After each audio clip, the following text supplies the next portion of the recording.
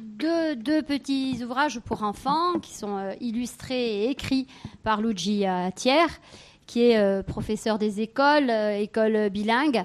On a eu effectivement à l'interne du CCU depuis quelques années l'idée de construire une politique éditoriale à notre niveau et de réaliser des collections de façon à ce qu'il y ait une régularité aussi dans la production. Et Arcoubalen est la collection qui accueille donc un certain nombre d'ouvrages pour enfants, les petits, les moyens et les ados, hein. Sachant que la production pour enfants, d'abord, est une production difficile pour les auteurs, parce qu'il faut écrire évidemment, et aussi pour les éditeurs. Je ne crois pas trahir les éditeurs. Je parle sous le contrôle des éditions Albiane, puisqu'ils ont publié.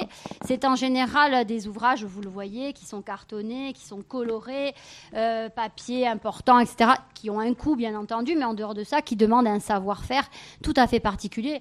Ceux-là, ils sont relativement basiques, on va dire. On sait bien qu'il y en a des plus compliqués, qui se déplient, etc. Donc, il y a un vrai objet aussi, je dirais, livre. Et c'est intéressant de travailler là-dessus. C'est aussi intéressant pour nous, en tant que chercheurs.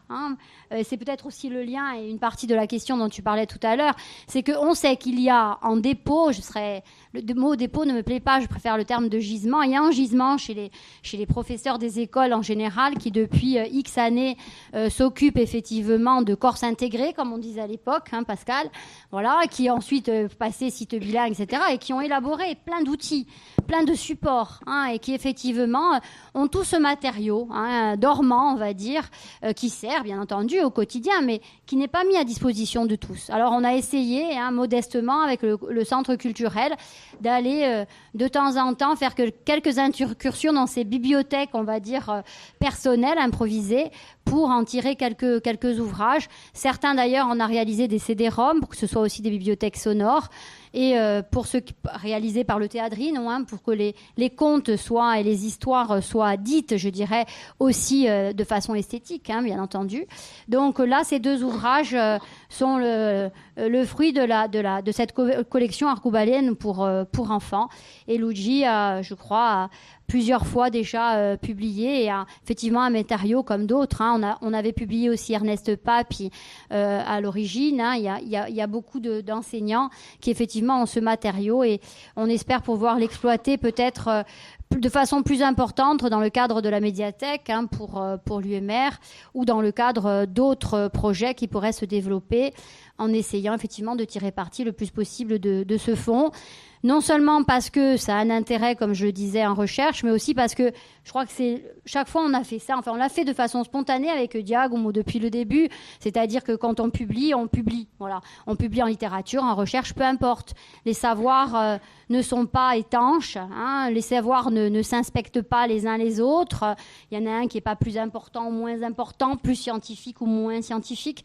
Il y a de la production de savoir, et la littérature dit parfois beaucoup plus subtilement, beaucoup plus durablement aussi, parce que je crois que nos ouvrages, ils vont peut-être être lus maintenant, mais dans quelques décennies, je doute. En revanche, la littérature, elle n'est pas toujours lue tout de suite, mais elle est lue beaucoup plus longtemps. On sait bien qu'on se souvient davantage de nos textes et de nos romans, et où on a appris évidemment un certain nombre de choses, que des grands traités de philosophie ou d'astronomie, etc.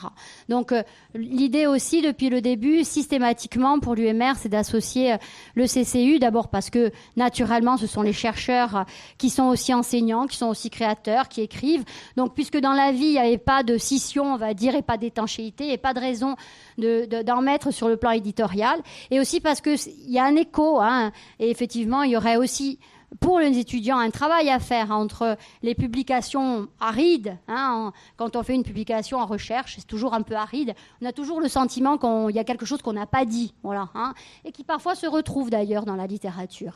Donc ça pourrait être intéressant d'étudier, je dirais, la production d'un chercheur, et aussi d'étudier sa production en création, parce que je pense qu'il y a des passerelles et des échos qui sont intéressants à travailler.